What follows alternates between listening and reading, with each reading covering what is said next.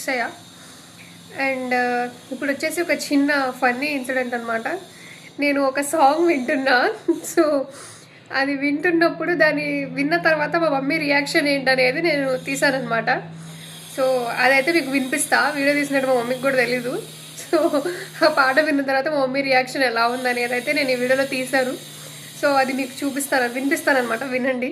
So negative ఏం తీసుకోకండి, positive తీసుకోండి. ఓకే, చూడండి. Let's see. చెప్పకుండా ప్లే చేస్తా, రియాక్షన్ ఏంటో చూద్దాం.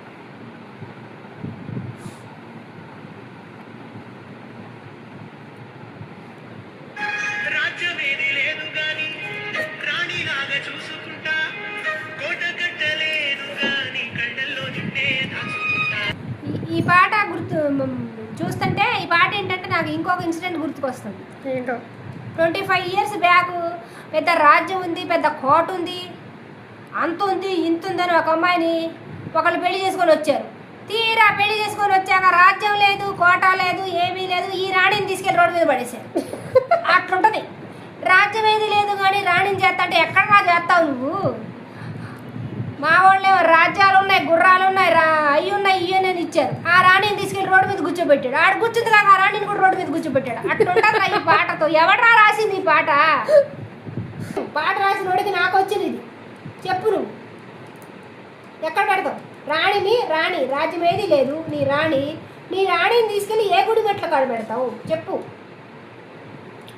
ఇది నాకు వచ్చిన పాట రాసినోడి కన్నా కొంచెమన్నా బుర్రుందా? అసలు రాజ్యం ఏది లేదు, రాణి అంటే రాణిని ఎక్కడ పెడతారా?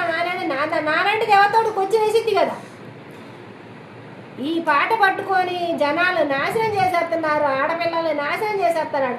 అడుక్కునేవాడు కూడా ఈ పాట పెట్టుకున్నాడు. రాజ్యం ఏది లేదు, రాణిని చూస్తా అంటే ఎక్కడ పెడతావు? నీ బొచ్చులో ఉన్న రూపాయిని ఈ అమ్మాయిని తీసుకెళ్ళి ఆ గుడి పెట్టకాడు పెట్టు. ఈ గుడి పెట్టలన్నీ ఇదే నా రాజ్యం అని చెప్పు. ఏ పాటలు రాస్తున్నారా నాయనకైతే? మంచి పాటలు రాయండిరా. సీ గైస్, ఇది కాంట్రవర్సీ చేయకండి, ఇది ఒక చిన్న ఫ్యాక్ట్.